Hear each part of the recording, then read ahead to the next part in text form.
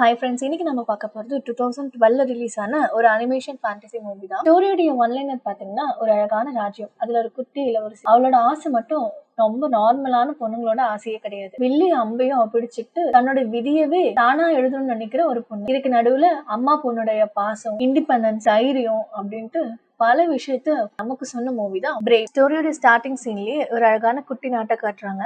அந்த நாட்டுடைய ராஜாவும் ராணியும் தன்னுடைய மகளோட பர்த்டேக்காக காட்டுக்குள்ள வெக்கேஷன் வந்திருக்காங்க. இங்க அம்மாவும் பொண்ணும் அழகா ஓடி பிடிச்சு ஒளிஞ்சு விளையாடிட்டு இருக்காங்க. இந்த குட்டி பொண்ணு தான் நம்ம ஸ்டோரியோட ஹீரோயின் மெரிடா. நம்ம ராணியை பொறுத்த வரைக்கும் அவங்க ஒரு டிபிக்கல் அம்மா.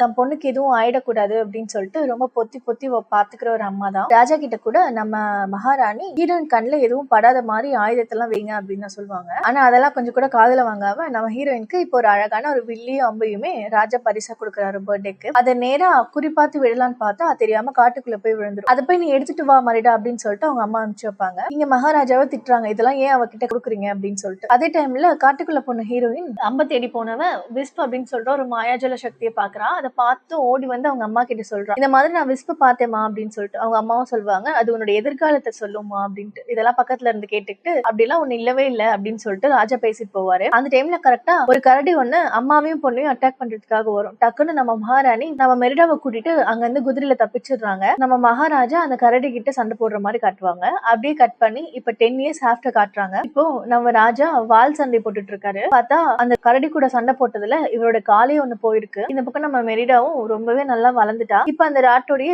மகாராணி ஆகிறதுக்கு எல்லா தகுதியுமே நம்ம ஹீரோயினுக்கு வந்துருச்சு. அதனாலயே இவ எவ்வளவு சிரிக்கணும், எப்படி சாப்பிடணும், எப்படி நடந்துக்கணும், எப்படி நடக்கணும், எப்படி ஆடணும், எப்படி பாடணும்னு நம்ம ஹீரோயின் பண்ண அவங்க அம்மா அவளுக்கு சொல்லி கொடுத்துட்டே இருப்பாங்க. இப்படி எல்லாம் பண்ணக்கூடாது, இப்படிதான் பண்ணணும் அப்படின்னு சொல்லிட்டு. இதெல்லாம் நம்ம ஹீரோயினுக்கு சுத்தமா பிடிக்காது. அவளை பொறுத்த வரைக்கும் ரொம்ப இண்டிபெண்டா ஜாலியா இருக்கணும். இந்த லெசன்ஸ் எல்லாமே இல்லாம அவளுடைய இஷ்டத்துக்கு இருக்கிறதுக்கு அவளுக்கு வாரத்துல ஒரு நாளும் கிடைக்கும். அந்த நாள்ல அவ காட்டுக்கு போவா, சூப்பரா சுத்துவா, அவளுடைய ரொம்ப சுதந்திரமா இருப்பா. இப்ப பயங்கரமா வில்வித்தை பண்றதுலயும் பயங்கரமா தேர்ச்சியும் பெற்றுட்டான். அப்படி ஒரு நாள் அவ அழகா காட்டுக்கெல்லாம் போயிட்டு சுத்தி எல்லாம் பார்த்துட்டு கோட்டைக்கு திரும்பி வரும்போது அம்மா அப்பா தம்பிங்க அப்படின்னு சொல்லிட்டு எல்லாருமே உட்கார்ந்து சாப்பிட்டு இருப்பாங்க. அப்போ அவங்க அம்மா ஒரு விஷயத்த சொல்றாங்க, நம்ம நட்பு நாடான 3 நாடுகள்ல இருந்து நாளைக்கு உன்னை பொண்ணு பார்க்க வராங்க, நீ அந்த 3 பேர்ல ஒருத்தரை செலக்ட் பண்ணணும் அப்படின்னு சொல்லிட்டு சொல்றாங்க. அதை கேட்கும் போது நம்ம ஹீரோயினுக்கு பயங்கர டென்ஷன் ஆகுது. நீங்க என்ன கேட்காம எதுக்கு இந்த டிசைட் எல்லாம் பண்றீங்க, எனக்கு மேரேஜ் பண்ணிக்கிறதுல சுத்தமா இன்ட்ரெஸ்ட் இல்ல அப்படின்னு சொல்லிட்டு அங்க இருந்து கோச்சிட்டு போயிடுறா ரூமுக்கு. உடனே அவங்க அம்மாவும் சமாதானப்படுத்தலாம் அப்படின்னு சொல்லிட்டு ரூமுக்கு வந்து பாக்குறாங்க. அவங்க அப்படியே ஒரு கதையும் சொல்ல ஆரம்பிக்கிறாங்க. ஒரு காலத்துல ஒரு ராஜாங்கம் இருந்துச்சு. அங்க 4 இளவரசர்களும் இருந்தாங்க. பேரரசருக்கு வயசாயிட்டதுனால அந்த ராஜ்யத்தை 4 பிரிச்சு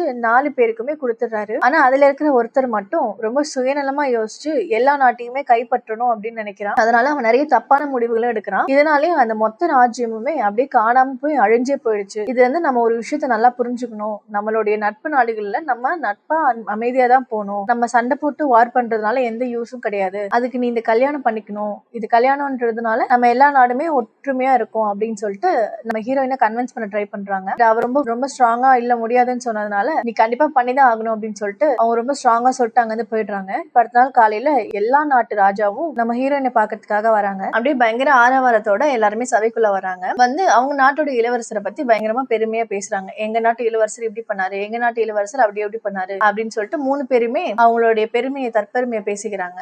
டக்குன்னு நம்ம மகாராணி வந்து எந்திரிச்சு வந்து நம்ம ஹீரோயினை கல்யாணம் பண்ணிக்க போறவங்க ரொம்ப தகுதியான ஆள் அப்படின்னு ப்ரூவ் பண்ணணும், அதுக்கு நாங்க ஒரு போட்டி வைப்போம், அதுல நீங்க வின் பண்றீங்க அப்படின்னா நீங்க நம்ம ஹீரோயினை கல்யாணம் பண்ணிக்கலாம் அப்படின்னு சொல்லிட்டு அவங்க அம்மா சொல்றாங்க. ஆனா ஒரே ஒரு கண்டிஷன் மட்டும்தான், அது என்ன போட்டி அப்படின்றத நம்ம ஹீரோயினை டிசைட் பண்ணுவோம் அப்படின்னு சொன்னதும் அங்க இருந்து ஓடி வந்து வில்லம்பு போட்டி தான் வைக்கிறோம் அப்படின்னு சொல்லிடுறாங்க. ஏன்னா இவங்க பயங்கரமா வில்லம்புல எக்ஸ்பெக்ட் அப்படின்றதுனால அப்படியே அந்த வில்லம்பு போட்டியும் ஆரம்பிக்குது. எல்லா நாட்டு இளவரசரும் நல்லா லைன்ல நின்றுட்டு இருக்காங்க. ஃபர்ஸ்ட் இளவரசர் விடுற அம்பு டார்கெட்டுக்கு ரொம்ப மேல போய் பட்டுருது. ரெண்டாவது விடுற இளவரசரோட அம்பு டார்கெட்டுக்கு கொஞ்சம் கிட்ட போய் படுது. மூணாவதா இளவரசரை காட்டுறாங்க. அவன் பயங்கர பேக்கு மாதிரி இருக்கான் பார்க்கவே. அந்த அம்ப கையில பிடிக்கிறது கூட அவனுக்கு சுத்தமா தெரியல. பட் இருந்தாலும் தப்பி தப்பி எப்படியோ என்னமோ பண்ணி குருட்டு போக்குல அம்ப விட்டுறான். பார்த்தா அது கரெக்டா போய் பட்டுருது. அதை பார்த்ததும் அங்க இருக்கிற எல்லாருக்குமே ஷாக்கு. டக்குன்னு அங்க நம்ம ஹீரோயின் வந்து இப்ப மத்த நாட்டுடைய இளவரசர் அம்பு விடுறத பாத்தீங்க, இப்ப எங்க நாட்டுடைய திறமையை பாருங்கன்னு சொல்லிட்டு இவ்வளவு அம்பு விடுறா. ஃபர்ஸ்ட் அம்பு கரெக்டா போய் பட்டுருது, செகண்ட் அம்பும் கரெக்டா போய் பட்டுருது. மூணாவது அம்பு விடும்போது ஆல்ரெடி கரெக்டா அம்பு விட்டார் இல்லையா, அவரோட அம்ப தொலைச்சிட்டு போய் உள்ள போய் நிக்குது. இதை பார்க்கும்போது போது மத்த நாட்டோட ராஜாக்களை அவமரியாதைப்படுத்துற மாதிரி இருக்கு. உடனே அவங்க அம்மா இவளை திட்டிட்டு கையை பிடிச்சி தர எடுத்து ரூம்குள்ள அடிச்சிடுறாங்க. அப்படி மகாராணி பயங்கரமா நம்ம ஹீரோயினை திட்டுறாங்க. உன்னாலதான் இந்த நாட்டுக்கே இவ்வளவு பெரிய அவமானம், ஒரு பொண்ணா இருந்துட்டு நீ இந்த மாதிரிலாம் பண்ணலாமா அப்படின்னு சொல்லிட்டு பயங்கரமா புடிச்சு திட்டுறாங்க. அதெல்லாம் கேட்கும்போது நம்ம ஹீரோயினுக்கு பயங்கர கஷ்டமா இருக்கு. நீங்களா ஒரு நல்ல அம்மாவே கிடையாது, நீங்க ஒரு கொடூரமான அம்மா அப்படின்னு சொல்லிட்டு அவ கிட்ட இருந்த கத்தி வச்சு அவங்க அம்மா கஷ்டப்பட்டு தைச்சு வச்சிருந்த அவங்களுடைய ஃபேமிலி டிராயிங்க கிழிச்சு விட்டுருவா. அதை பார்த்ததும் இன்னுமே கோவம் வரும் அவங்க அம்மாக்கு. அதனால அவகிட்ட இருந்த வில்லம்ப தூக்கி நெருப்புல போட்டுருவா. இதை பார்த்ததும் ஹீரோனுக்கு பயங்கர கஷ்டமாயிடுது. அங்கிருந்து அழுதுகிட்டே அவ குதிரையை கூட்டிட்டு காட்டுக்குள்ள ஓடுறா. இந்த பக்கம் அவ போனதுக்கு அப்புறம் தான் இவங்க ரியலைஸே பண்றாங்க நம்ம எவ்வளவு பெரிய தப்பு பண்ணிட்டோம் அப்படின்னு சொல்லிட்டு. அந்த பக்கம் காட்டுக்குள்ள நம்ம ஹீரோயின் போயிட்டு இருக்கும் போது குதிரை ஒரு இடத்துல நிக்குது பயந்துட்டு. என்னன்னு இறங்கி வந்து பார்த்தா அந்த மேஜிக்கல் விஸ்க். அதை பார்த்துதான் அந்த குதிரை பயந்துருக்கும். அது ஒண்ணும் பண்ணாது நீ வா அப்படின்னு சொல்லிட்டு நம்ம ஹீரோயினும் அதை ஃபாலோ பண்ணிட்டு போறாங்க. இப்ப ஒரு வழி இல்லாம அந்த குதிரையும் நம்ம ஹீரோயினுக்கு துணையா போகுது. அது அப்படியே ஒரு மேஜிக்கல் வீட்டுக்கிட்ட கொண்டு போய் விடுது. இது என்ன மாதிரி வீடுன்னு தெரியலையே அப்படின்னு சொல்லிட்டு வீட்டுக்குள்ள போய் பார்த்தா ஒரு பாட்டியமா மரச்சிப்பி எல்லாம் செஞ்சுட்டு இருப்பாங்க. அதை பார்த்ததும் அவளுக்கு ஒரு மாதிரி ஷாக்கிங்கா இருக்கு. உள்ள உட்காந்துட்டு இருந்த பாட்டியும் அவங்களை இன்ட்ரடியூஸ் பண்ணிக்கிறாங்க. நம்ம ஹீரோயின் சுத்தி பார்த்துட்டு இருக்கும் போது அங்க இருக்கிற பொருள் எல்லாமே மேஜிக்கலா ஒர்க் ஆகுறத பார்த்து இது ஒரு சூனியக்காரியோட வீடு தான் அப்படின்றத நம்ம ஹீரோயின் புரிஞ்சுக்கிறாங்க. உடனே அந்த பாட்டி கிட்ட இந்த மாதிரி எங்க அம்மா மனசை மாத்துறதுக்கு நீங்க எனக்கு ஒரு சூனியம் பண்ணி தரீங்களா அப்படின்ட்டு கேட்கிறா. உடனே அந்த பாட்டியும் அதெல்லாம் முடியாது, நான் ஏன் உனக்கு பண்ணி தரணும்னு கேட்கும்போது நீங்க எனக்கு பண்ணி கொடுத்தீங்கன்னா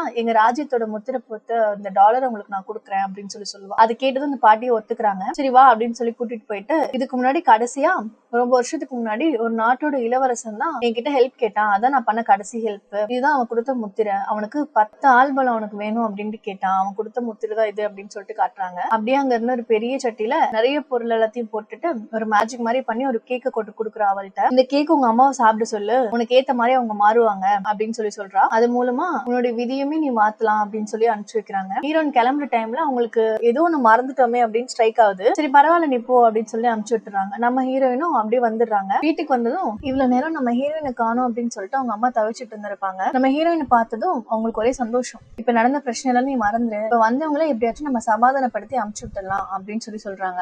உடனே மெரிடாவும் அவன் அந்த சூனியக்காரிட்டு இருந்து கொண்டு வந்த ஸ்வீட்டை அழகா பிளேட் பண்ணி அவங்க அம்மா கொடுக்குறான். பொண்ணு ஆசையா பண்ணிருக்காளே அப்படின்னு சொல்லிட்டு அவங்களும் ஒரு வைட் எடுத்து வைக்கிறாங்க. அதை சாப்பிட்டுதான் உங்களுக்கு ஒரு மாதிரி இருக்கு, என்னன்னே தெரியல, வயிற்றெல்லாம் பரட்டுற மாதிரி இருக்கு. நம்ம மெரிடா தான் கை தாங்கலாம் பிடிச்சிட்டு வந்து ரூம்ல பெட்ல படுக்க வச்சிடறான்.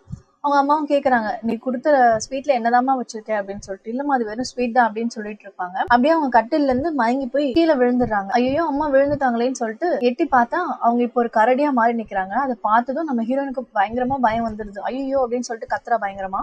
அவங்களே பார்த்து பயப்படுறாங்க. அப்புறம் தான் நான் ஒரு கரடியா மாறிட்டேன் அப்படின்றதே அவங்க அண்டர்ஸ்டாண்ட் பண்ணிக்கிறாங்க. நம்ம மெரிடாவும் நடந்தது எல்லாத்தையும் சொல்றா. அவங்க மனசை மாத்ததான் அந்த சூனியக்காரிட்ட ஹெல்ப் கேட்டேன், ஆனா இப்படி பண்ணுவான்னு நினைச்சு கூட பாக்கல அப்படின்னு சொன்னதும் அவங்க அம்மாக்கு பயங்கரமா கோவம் வருது. சூனியக்காரிட்ட போனியா அப்படின்னு சொல்லிட்டு ஒரு கத்துறாங்க. இந்த கத்துற சவுண்ட் கீழே வரைக்கும் கேட்டுடுது. கரடி தான் வந்துருச்சோ அப்படின்னு சொல்லிட்டு அந்த கரடியை வேட்டையாடுறதுக்காக அங்க இருக்கிற எல்லாரையும் படையை திரட்டிக்கிட்டு வரா. இவ்வளவு உங்க அம்மாவை எப்படியாச்சும் இந்த கோட்டையில இருந்து வெளில கூட்டு போயிடும் அப்படின்னு சொல்லிட்டு வெளில கூட்டு போறாங்க. அப்பதான் கரெக்டா அந்த கோட்டையில வேலை செய்யற ஒரு சர்வன்ட் கண்ணில் அவங்க மாட்டிடுறாங்க. அவங்க பார்த்து அவங்களும் ஒரு பக்கம் கத்த ஆரம்பிக்கிறாங்க. இந்த பக்கம் அவங்க அப்பாவும் எல்லா படையும் திட்டிட்டு அந்த கரடியை எப்படியாச்சும் இன்னைக்கு வேட்டையாடிடணும் அப்படின்னு சொல்லிட்டு வராரு. இந்த பக்கம் நம்ம மெரிடா அவங்க 3 குட்டி தம்பிங்களையும் பார்த்துட்டு அவங்க கிட்ட ஹெல்ப் கேட்கறாங்க. நீ எப்படியாச்சும் அவங்களை திசை திருப்பு, நான் எங்க அம்மாவை கூட்டிட்டு கையில போயிடுறேன் அப்படின்னு சொல்லிட்டு நடந்த உண்மையை எல்லாத்தையும் சொல்றாங்க. அவங்களும் சரி ஓகே ஹெல்ப் பண்றேன் அப்படின்னு சொல்லிட்டு கரடியை காமிச்சு மத்தவங்க எல்லாரையும் திசை திருப்பிட்டு இருப்பாங்க. இதுதான் சாக்கு அப்படின்னு சொல்லிட்டு நம்ம ஹீரோயினையும் கரடி அம்மாவை கூட்டிட்டு அந்த கோட்டையில இருந்து வெளியில போறாங்க. அங்க இருந்து ஓடி போய் காட்டுக்குள்ள அந்த சூனியக்காரி இருக்கிற இடத்துக்கு போறாங்க. பார்த்தா இப்ப அந்த இடமே காலியா இருக்கு. இந்த பக்கம் அவங்க எல்லாம் வெளில போனதுக்கு அப்புறம் அந்த 3 சின்ன தம்பிங்களும் அந்த கேக்க பார்த்து ஆசையா ஓடி வராங்க. இந்த பக்கம் அப்படியே கட்டுறாங்க. அந்த சூனியக்காரி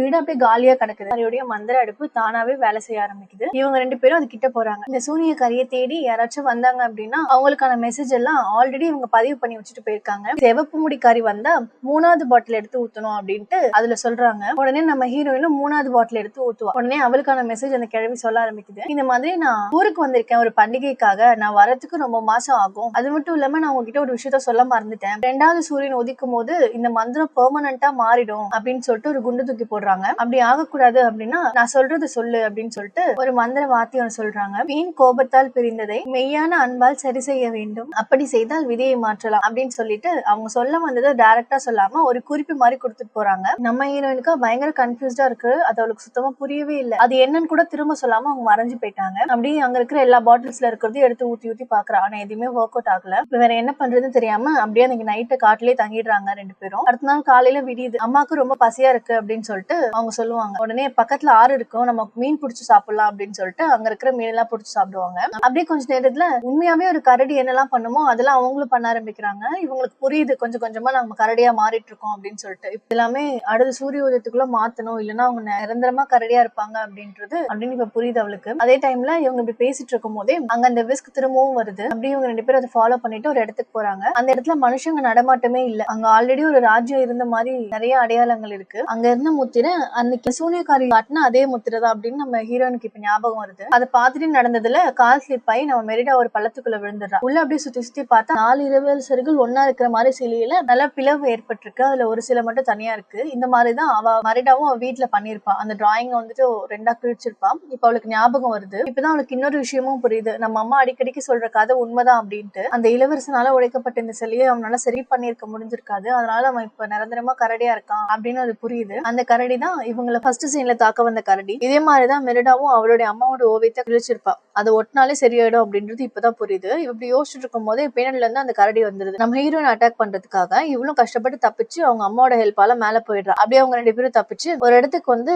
மெரிடா எல்லாத்தையும் சொல்றா. இந்த மாதிரி உங்க கிழிச்சிட்டேன் இல்லையா, அதை நம்ம சரி பண்ணாலே வந்துட்டு இது எல்லாமே பழையபடி நான் மாறிடும், இது எல்லாமே நாளைக்கு சூரிய உதயத்துக்குள்ள பண்ணணுமா அப்படின்னு சொல்றா. இப்ப வேற வழி இல்லாம 2 பேரும் அந்த கோட்டைக்கே திரும்பி போறாங்க. அங்க போய் பார்த்தா அங்க காவலாளிகள் எல்லாம் பலமா காவல் காத்துட்டு இருப்பாங்க. அதனால வேற வழி இல்லாம ஒரு ரகசிய வழியா உள்ள போயிடுறாங்க. அந்த பக்கம் கோட்டைக்குள்ள அந்த 3 சிற்றரசர்களும் எங்க 3 பேர்ல யாருதான் ஹீரோயின் கல்யாணம் பண்ணி கொடுக்க போறா, அது எனக்கு இப்பவே தெரிஞ்சாகணும் அப்படின்னு சொல்லிட்டு ஹீரோயினுடைய அப்பாவை பிடிச்சு கத்திட்டு இருக்காங்க. அவரும் என்ன பண்றதுன்னு தெரியாம சமாளிக்க முடியாம கஷ்டப்பட்டு சமாளிச்சுட்டு இருப்பாங்க. ஐயோ இப்ப என்ன பண்றதுன்னு தெரியலையே அப்படின்னு சொல்லிட்டு இந்த பக்கம் நம்ம மெரிடா அவங்க அம்மாட்ட கதறிட்டு இருப்பா. உடனே அவங்க அம்மாவும் தைரியம் சொல்லி நீ போய் பேசு அப்படின்னு சொல்லிட்டு அனுப்பிச்சு வைக்கிறாங்க. சரின்னு நம்ம மெரிடாவும் அரசவைக்குள்ள போறா. இவன் நடந்து போறதை பார்த்ததும் அந்த 3 சிற்றரசர்களும் அப்படியே அமைதியாயிடுறாங்க. இந்த மாதிரி நேரத்துல அம்மா எப்படி பேசுவாங்களோ அதே மாதிரி அவளும் பேச ஆரம்பிக்கிறான். ஒரு காலத்துல நம்ம எல்லாருமே எதிரிகளா தான் இருந்தோம். ஆனா ஒரு கட்டத்துக்கு மேல வெளில இருந்து ஆட்கள் எல்லாம் வந்து நம்ம கூட வார் பண்ணும்போது நம்ம நாடுகளுமே ஒன்னா இருந்து அது எல்லாத்தையும் சரி பண்ணோம். எனக்காக நம்ம நாட்டுல எந்த பிரிவும் வரக்கூடாது. என்னை பொறுத்த வரைக்கும் எல்லாருமே ரொம்ப சுதந்திரமா இருக்கணும். அவங்கவுங்களுக்கான முடிவை அவங்கவுங்களே தான் எடுத்துக்கணும் அப்படின்னு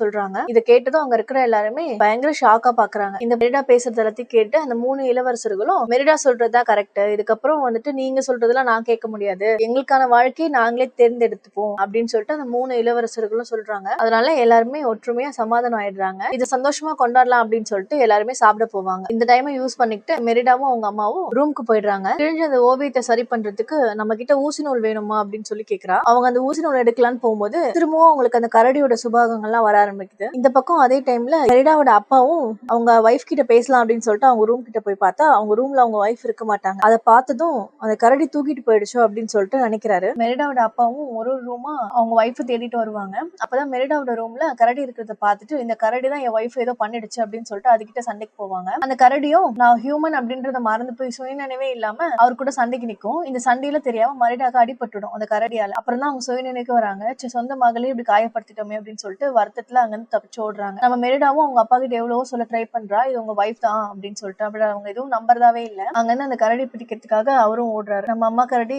சோகமா காட்டுக்குள்ள வேகமா ஓடுது. இந்த பக்கம் நம்ம மெரிடா அந்த ஓவியத்தை எடுத்துக்கிட்டு அம்மாவை காப்பாத்தலாம் அப்படின்னு சொல்லிட்டு போவா. அப்ப அங்க ஒரு 3 குட்டி கரடியை காட்டுறாங்க. இந்த 3 குட்டி கரடியும் மெரினாவுடைய குட்டி தம்பிங்க தான். இவங்களும் அந்த கேக்க சாப்பிட்டுருக்காங்க போல. உடனே எல்லாரும் சேர்ந்துட்டு குதிரையில ஏறி ஸ்பீடா அவங்க அம்மா இருக்கிற இடத்துக்கு போறாங்க. போற வழியிலேயே அந்த ஓவியத்தை தச்சுக்கிட்டே தான் போற நம்ம ஹீரோயின். விரட்டிட்டு போன எல்லாருமே கரடி ரூபத்துல இருக்கிற நம்ம ராணியை ஒரு இடத்துல மடக்கி பிடிச்சு கயிறால நல்லா கட்டிடுறாங்க. மெரிடாவோட அப்பாவும் அதை எப்படியாச்சும் வெட்டி கொலை பண்ணிடலாம் அப்படின்னு சொல்லிட்டு கத்தி எடுத்து கிட்ட போவாரு. கரெக்டா அந்த இடத்துக்கு மெரிடா வந்துடுறா. அது கொல்லாதீங்க, அது உங்க வைஃப் தான் அப்படின்னு எவ்வளவோ சொல்லி பாக்குறா. பட் அவர் கேட்கற மாதிரியே இல்ல. அதனால அம்மாக்காக அப்பா கிட்டே அவ ஃபைட் பண்றா. அப்பன்னு பார்த்து கரெக்டா அந்த கரடி ஒண்ணு வந்துருது. அங்க இருக்கிற எல்லாருமே அந்த கரடி எவ்வளவுதான் அட்டாக் பண்ண ட்ரை பண்ணாலும் ரொம்ப அசால்ட்டா எல்லாரையும் பிச்சு தூக்கி போட்டுருது. இவங்க அப்பாவும் அதுகிட்ட சண்டை போடுறாரு. இதனாலதான் அவருடைய காலே போயிருக்கும் இல்லையா, அதனால உன்னை எப்படியாச்சும் நீ கொல்லாம விட மாட்டேன் அப்படின்னு சொல்லிட்டு பயங்கரமா அதுகிட்ட சண்டை போடுறாரு. அங்க இருக்கிற எல்லாரையும் அடிச்சு போட்டு கடைசியா நம்ம மெரிடாவே அட்டாக் பண்றதுக்காக வருவான். அந்த கரடி மெரிடாவை அட்டாக் பண்ண போறதும் எல்லாத்தையும் அவங்க அம்மா அந்த பக்கத்துல இருந்து பாத்துட்டு இருப்பாங்க. அவங்களுக்கு வரும் பாருங்க அந்த டைம்ல ஒரு கோவம், ஏன் பொண்ணே அட்டாக் பண்றியா அப்படின்னு சொல்லிட்டு கயிறுல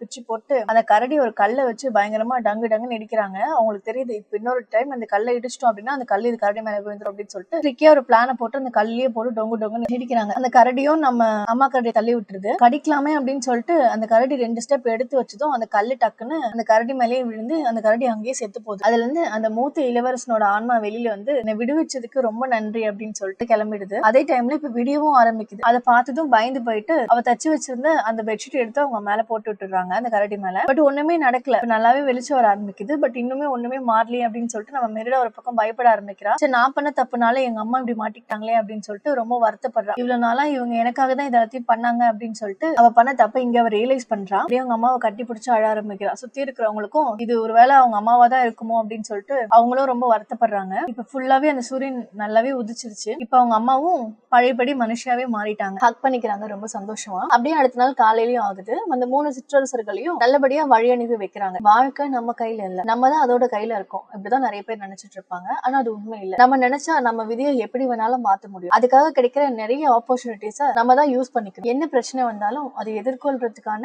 தைரியம் நமக்கு வேணும். அப்படியே இந்த படத்தையும் முடிக்கிறாங்க. இந்த மாதிரி நிறைய இன்ட்ரெஸ்டிங்கான வீடியோஸ்க்கு நம்ம வாய்ஸ் ஆஃப் ஃபிலிம் சேனலை சப்ஸ்கிரைப் பண்ணிக்கோங்க. இந்த வீடியோ உங்களுக்கு பிடிச்சிருந்தா ஷேர் பண்ணுங்க. இன்னும் என்னென்ன மாதிரி வீடியோஸ் வேணும் அப்படின்ட்டு கமெண்ட் பண்ணுங்க. தேங்க்யூ.